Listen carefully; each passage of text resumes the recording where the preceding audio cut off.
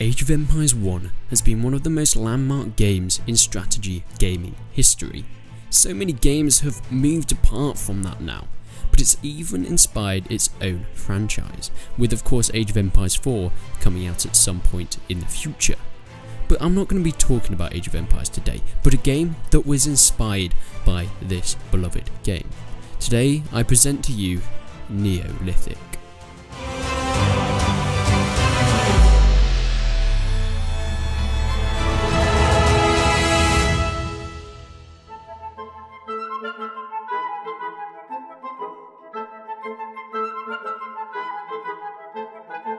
Neolithic is a strategy type city builder set in the Neolithic era, as you might take from the title, but something that impresses me more than most, this is made by one man.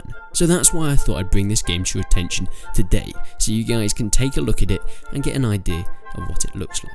Now of course there will always be a link to the Kickstarter down in the description, as we love to support these indie developers. Now like I did say, it is inspired by the original Age of Empires game, but the developer wanted to have more detail, strategy and customization to the game.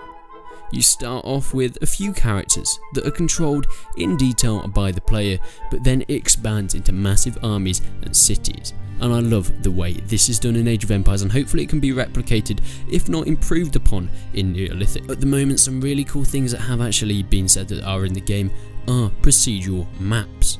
Now this is where a map is not set to a current dimension, but it is randomly generated by the engine itself. At the moment these are infinite, which could come with its advantages and disadvantages.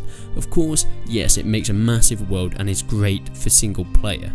But if you're trying to add in something like a multiplayer experience, obviously it can stop limitations, and sometimes you need these limitations for games. But I'm definitely interested to see how the developer works this out and makes it work. I don't know if there's intended to be a multiplayer at the moment, but definitely for a single player, I think a procedural map is where most gaming is going at the moment. You can get these amazing, rich, random worlds generated by the game's engine, which make it so much more replayable. Something really awesome that we have been shown in some of the game trailers at the moment is a stealth mechanic. Now this is something you don't normally see in RPG games, since I don't think it's necessarily needed, but the addition of it actually gives me a lot of ideas of stuff that it can be used for. Of course we can see this in use with hunting at the moment in the trailer, but of course infiltrating camps and cities and attacking players from different sides would be something that stealth is very much useful for. So I'm very glad that there's a stealth mechanic in this, because I absolutely love stealth games, and in an RTS, yes, maybe it's not something we would normally see, but pushing the boundaries and making it different to other RTS games in the past is always something that people love to see. The game also includes aspects of city building, military strategy and deep character development. This means that not only are we going to have our typical RTS type games, but we're going to have some city building elements in there as well. He did actually contact me because he saw me making a video on the Ancient Cities game, which of course we do know is a Neolithic solely city builder. This looks to be more of a mix between a city builder and a type Age of Empires game, so that's going to be very interesting. Military strategy of course is going to be a big point in this, and I'll get onto that a little bit later in the video. But the deep character development does interest me quite a lot. How are you going to get deep character development in an RTS game?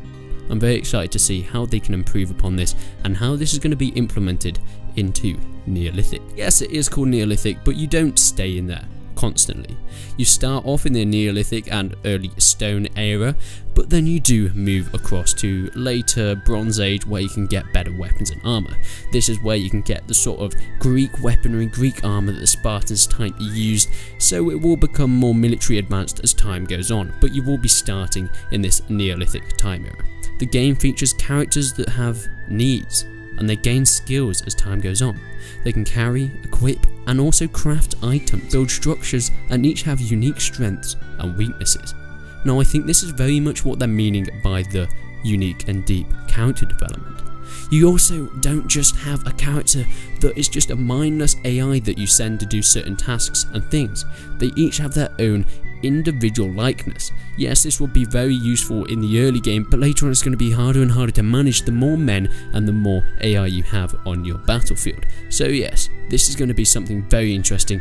The more you play, the harder it's going to get. That's going to really progress the gameplay for the players. These are some of the notes that the developer has put down, some of the core features that they want to promote to you guys. The characters inherit traits, develop skills, and carry items.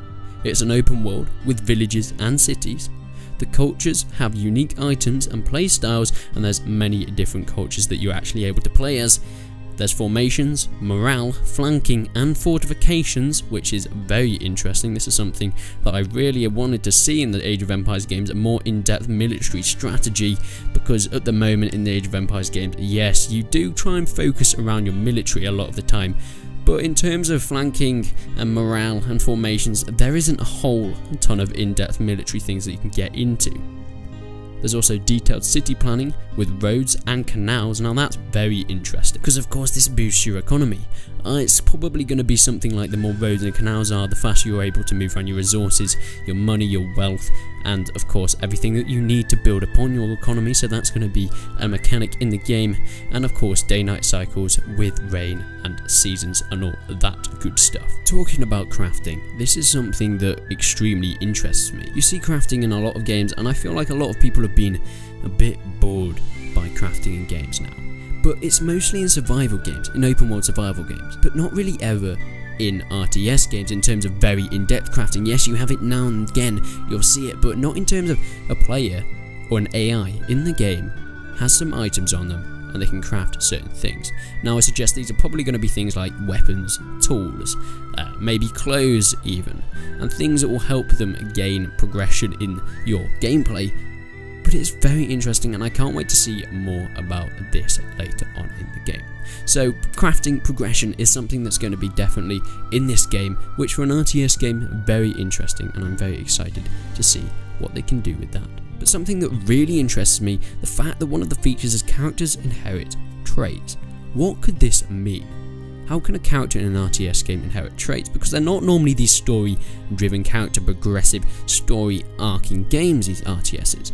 So putting it in an RTS game is something very interesting, but something very risky at the same time. But I'm very glad that they are taking this risk, and that we will probably be able to see something maybe quite new and maybe game changing for RTSs in the future. I suggest these character traits are probably going to be things like maybe they're going to get better at fighting or hunting, and better at their certain skills as they go on in the game, depending on what you assign them to. For example, if you assign someone to be a farmer, they'll get better at farming, they'll be able to farm quicker, they'll get more resources from farming, and of course it will be more efficient. The same with hunting, and the same with fighting. The more they fight, the better they will be able to do, and the longer they'll be able to last. This means you don't have to train as many troops because you'll have more ready, hardened troops, so you won't have to train as many. That means you'll save resources, and in the long run it will be better for your economy.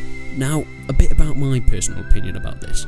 Of course, not being able to play the game, it's coming out, hopefully set for release in late 2018. But from what we have heard from this developer, and of course the gameplay that I'll be showing you in the background, I really love the texture theme. You may not have been expecting it to start with from how I was describing this game, but it does combine some very Age of Empires looking scenes with a sort of watercolour or arty type look. And at first I wasn't quite sure about it, but the more and more I look at it, the more and more it really grasps my attention, and it's something very different. It's not this cartoony look that we get in some of the more recent RTS games, but it's not outdated. It has its own unique style, and this is the style that I think really ages well in games. That even in 10 years time it's not going to look like outdated graphics, because it's its own unique texture style. I might just add awesome looking formations. I can't wait to be able to use these with my troops. You can see here men holding in shield walls and shooting down from the top of their stone walls around the city. I can't wait to build massive cities surrounding my towns, and of course be able to defend them from oncoming attackers.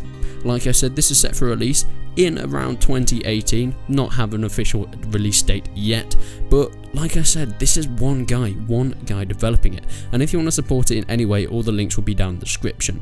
I definitely recommend you go and check out the Kickstarter though. There's a few videos on there, a lot more descriptions, and of course you can donate to support this. He doesn't actually need a ton of money in terms of game development, and he's already halfway there, so I think it'll be awesome if we can help him at least boost a little bit. But anyway guys, I hope you enjoyed this video. If you love me bringing you these new games and showing them a light, supporting these indie developers, make sure you hit that like button. But until then, I will see you in the next one.